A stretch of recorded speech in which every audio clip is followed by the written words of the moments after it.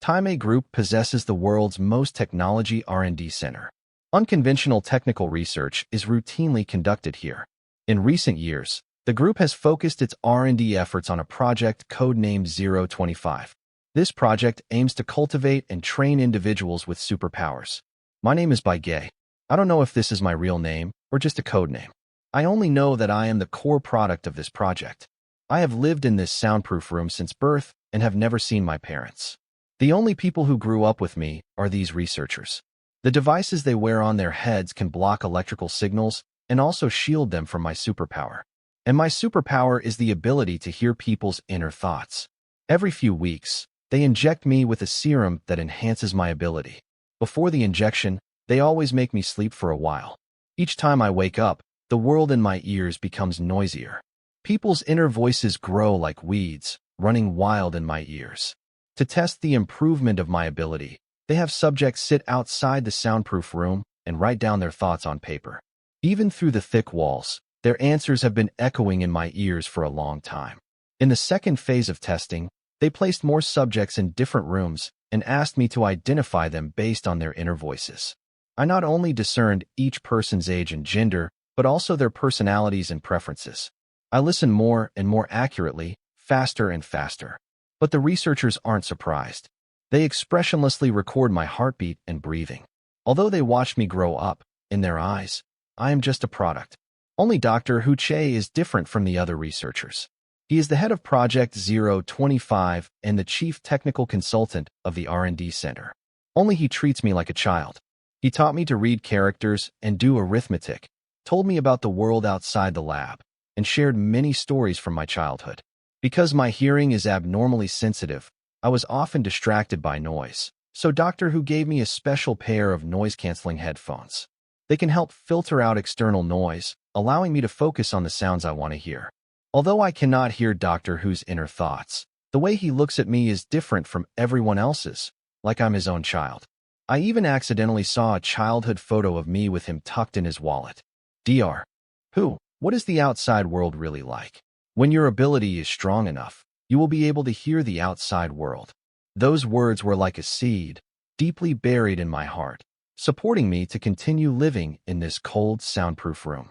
The second-generation enhancement serum allowed my ability range to extend beyond the vicinity of the soundproof room, but it almost caused me to have a mental breakdown.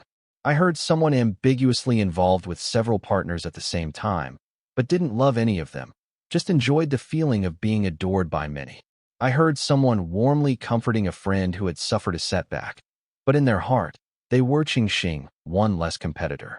I heard someone urgently gunshine an elderly person's health, but what they really thought was to quickly get the senior to buy the health products they were promoting. I even heard someone secretly eyeing children on the roadside, calculating in their heart how to take them to unfamiliar places. Inner voices from all directions, numbering in the millions, flooded my ears, almost tearing my brain apart.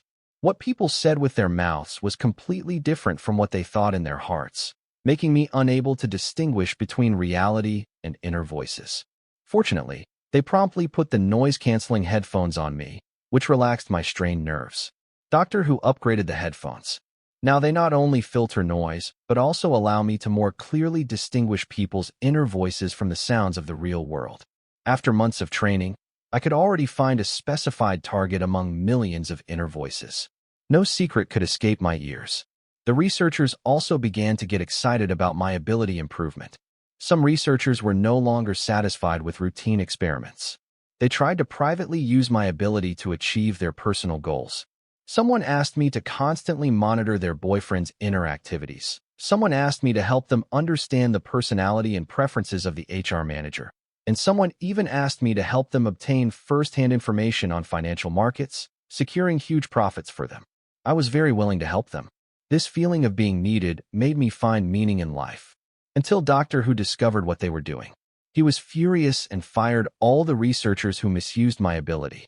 Outside the soundproof room, it was deadly quiet. I sat on the experimental bench watching him, his face pale with anger. Dr. Who, did I do something wrong? The secrets in everyone's heart are bullets that can kill them. So your ability must never be misused. Your ability should be used to change the world. The R&D cycle for Project 025 was too long. The group couldn't see returns and kept pressuring the project team. They prematurely injected me with the not-yet-mature third-generation enhancement serum. This plunged me into a coma for 3 days. After a period of silence, sporadic voices gradually arose. I heard a painter on the streets of Paris view their next work, a salaryman on the Tokyo subway, silently calculating their mortgage, mountaineers trapped in a snowstorm sending out distress signals. Then, the inner voices of people from all over the world came like a tsunami. My head felt like it was splitting, the pain was unbearable. Heartbeat, breathing, blood pressure, all my vital signs were on the verge of collapse. Luckily, Doctor Who upgraded the headphones again and pulled me back from the tsunami of voices in time. Are you okay? Relax. This is an ability powerful enough to change the world. To fully control it, we need to work together. Doctor Who's immense encouragement helped me improve rapidly during the subsequent 6 months of focus training. The noise-canceling headphones filtered out most of the noise, allowing me to precisely select targets and efficiently process the inner voices of people worldwide. But Doctor Who wasn't happy about my ability reaching its peak because he knew what fate awaited me next. The group wanted to test my ability in practical applications. They wanted to know exactly how much profit I could generate. Over the next few weeks, I listened in on technical meetings of rival companies, allowing the group to learn their core technologies. I heard the casual conversations of Middle Eastern oil magnates, predicting global oil price fluctuations a week in advance. I even heard the surge in takeout orders from the Pentagon, predicted their actions, and helped the group gain the upper hand in arms deals.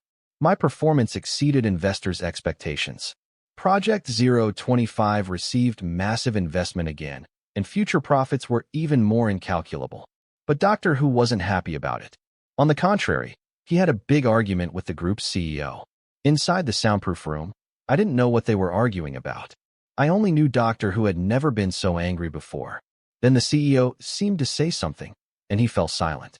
Through the glass, he looked at me one last time, and then he never appeared again. Doctor Who's departure made me start to think about who I really am. Why have I lived in this soundproof room since I can remember? I thought Doctor Who must know something, but didn't have time to tell me. Doubts and curiosity gave rise to a rebellious thought. I want to hear Doctor Who's inner thoughts. The new intern was always slacking off, which gave me an opportunity. This was the first time I acted without following the researcher's instructions. I Shanju put on the headphones. I locked the soundproof room's door from the inside and urgently searched for Doctor Who's inner voice globally. When the researchers discovered this, they were as frightened as if they had seen a monster. They panicked, sounded the alarm, and even tried to violently break into the soundproof room. But right now, I only wanted to know where Doctor Who was and why he left without saying goodbye. It turns out February 5th was the day Doctor Who's child went missing, so he named the project codename 025. How I wish I were Doctor Who's child. It's just that I never truly existed. My name is Baigay.